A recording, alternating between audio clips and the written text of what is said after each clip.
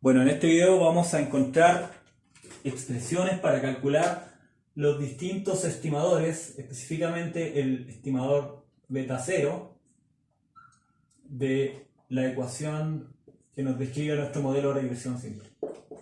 Sabemos que este es nuestro modelo expresado en términos poblacionales y este es nuestro modelo expresado en términos muestrales. ¿Cierto? Y vamos a encontrar entonces ahora una expresión para ese estimador y en el siguiente video una expresión para ese estimador. Para ello vamos a partir haciendo supuestos. El primer supuesto es que la esperanza del error de perturbación es 0. ¿Cómo podemos entender esto intuitivamente?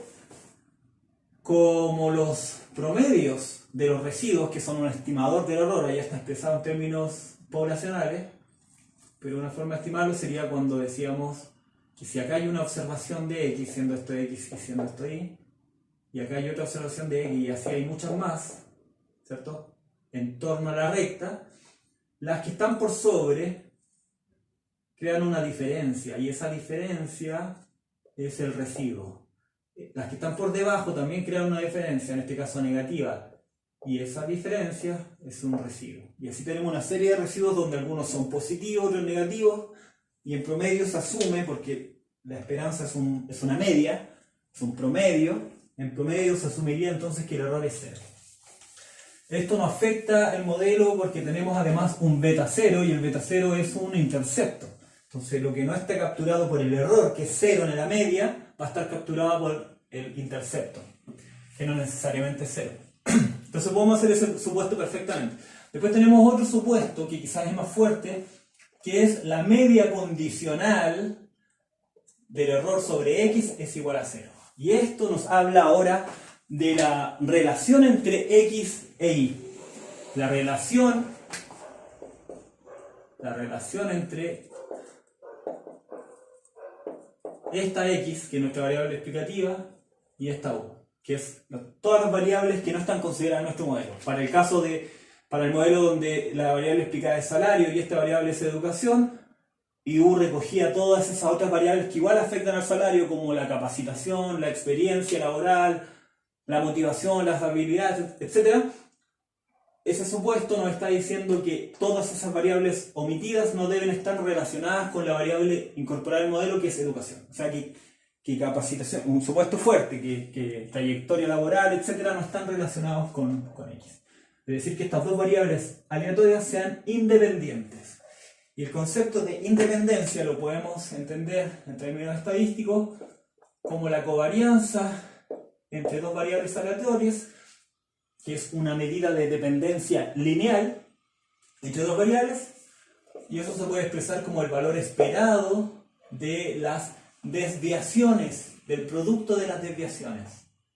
¿Qué es una desviación? La diferencia entre el valor observado y el promedio. Como lo que ocurría con el residuo. Veíamos que el residuo entonces creaba una diferencia, que era esto, llega hasta acá, pero una diferencia con respecto a la recta, que a veces es negativa, otras veces es positiva. Esta diferencia, eso es la desviación del dato con respecto a su media. Entonces tenemos la desviación de X, producto con la desviación de U. La desviación de U. Básicamente definimos covarianza en términos de valores esperados, un producto de sus desviaciones. Resolviendo esto, tendríamos que el valor esperado de X por, vamos a ir uno por uno, ¿cierto? X por el valor esperado de U, positivo, positivo, después tenemos positivo con negativo, negativo, valor esperado de X con la media de U, después tenemos este con este, que sería positivo negativo nuevamente, el valor esperado de U, que es esto, por la media de X, esto, y nos queda último las dos medias, negativo con negativo nos da positivo, producto de medias. El valor esperado de una variable aleatoria es su media. El valor esperado de una variable aleatoria es su esperanza. Por lo tanto podríamos reemplazar la esperanza de X por el promedio de X. y lo otro lo dejamos igual. Acá podríamos reemplazar la esperanza de U por el promedio de U. Lo dejamos igual, lo dejamos igual. Y esto lo podemos decir como el producto de dos valores esperados es el valor esperado del producto de las variables. Por lo tanto, lo podemos expresar así. Podemos cancelar este término que está en positivo con este término que está en negativo porque son lo mismo. Esto igual es lo mismo. Pero podemos cancelar uno con uno. Uno positivo y uno negativo. Entonces, se va, se va. Distinto orden. Orden de factores no altera el producto, ¿cierto? Y nos quedamos con esto. Pero también sabemos que esto es lo mismo que esto. Que la esperanza del valor de la variable. Por lo tanto, si esto es lo mismo que esto y la esperanza de U es 0, sabemos que acá es 0 por X, que puede ser positivo, por lo tanto esto es igual a 0, se va. Nos queda solamente esto como la covarianza. Entonces ahora que tenemos el valor de la covarianza entre X y U, habiendo cancelado términos, lo podemos expresar así, como esperanza de X U, que es lo mismo que expresarlo así, esperanza de X, producto de valores esperados, ¿cierto? ¿Y qué sabíamos sobre esto? Que es igual a 0, ¿cierto? Como vimos allá, y 0 por algo es 0, por lo tanto la covarianza es 0, y ahora sí tenemos una expresión de independencia lineal entre X y U. Ahora volviendo a esa expresión, sigamos acá. De acá podemos despejar U y tener una expresión para U. ¿Cómo lo hacemos? Los términos sobrantes, ¿cierto? Los pasamos a la izquierda y despejamos U. Nos quedaría U igual I menos beta 0 menos beta 1 X. ¿Cierto? Y ahora podemos reemplazar este valor esperado, que está de esa forma, pero reemplazando el valor de la variable, que lo podemos ahora expresar de esa forma. Entonces, decimos esperanza de U, pero en vez de U vamos a escribir lo que está en la parte derecha, y menos beta 0 menos beta 1x es igual a ¿qué? Pero de acá, igual a 0. Ahora esta expresión está en términos poblacionales, los valores esperados son términos poblacionales. ¿Cómo estimamos esos valores poblacionales que no conocemos? Con estimadores. Y el estimador de un valor esperado de cualquier variable aleatoria, por ejemplo, de X, es igual a la suma de los valores observados desde I hasta N, valores observados, partido por el total de valores observados, por el número de la muestra, ¿cierto? Eso es equivalente. Y a su vez, esto es equivalente al promedio de X.